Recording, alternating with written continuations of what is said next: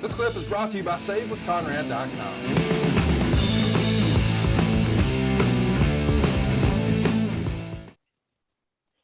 Let's talk about the booking committee briefly. I know he's also going to be joining the booking committee. I think at the time it's alongside you, Ric Flair, Kevin Sullivan, and Jim Cornette. Does that sound right? Sounds about right. Yeah. As being part of the committee, he brings in a guy from Mexico. He knows real well to work a TV match with him. A little fella named Eddie Guerrero. And Funk wrote in his book, he was, quote, shocked that he didn't get an offer. And this match is sort of folklore now. What were the conversations about Eddie back then, as best you can recall? Same old shit, Conrad. He's too small. I see. You can peel the onion back over here and over there and whatever. Too small. He's 5'8", 5'9". And I love Eddie Guerrero. I hired Eddie Guerrero to come to WWE. That's how much I believed in him. But again, when you have active performers on a decision-making caucus like the booking committee, it's hard to remain objective, and you have to pick your hills to die upon. Eddie, other than Terry, Eddie didn't have a real representative, didn't have real good representation on the committee.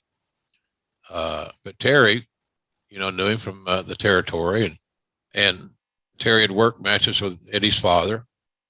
So there was a relationship there. But there's no doubt in my mind that you look at it now, it's a no-brainer. Why in the hell would you hire Eddie Guerrero? He's too short. He's too small. And he didn't have enough representation on the committee to get it out of committee and to make it a law.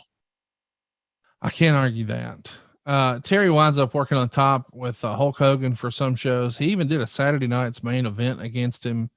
In hindsight, do you think Terry could have been a good long-term opponent for Hogan? This is very much the heel factory era where it's just one big monster guy after another. That's what they really want Hogan with. Funk perhaps doesn't fit that bill, but he does bring out the best in his opponents.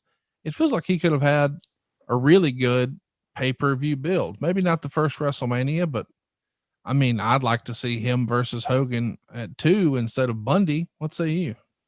Yeah, Terry could have been a great opponent for Hogan because Terry would have known how to work with Hogan to embellish Hogan's skills. But McMahon was very cautious to not book Hogan with average sized guys. He wanted him to sell for a guy that was bigger than him. It's the same concept I used when I hired Mick Foley to book him with The Undertaker. You're looking for an opponent.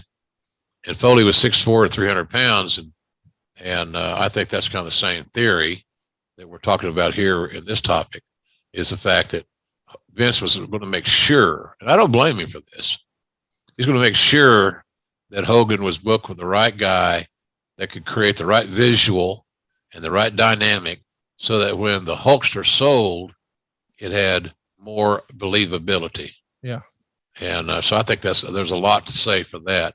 Protecting the golden goose who's now spitting out these golden eggs in the form of tickets sold.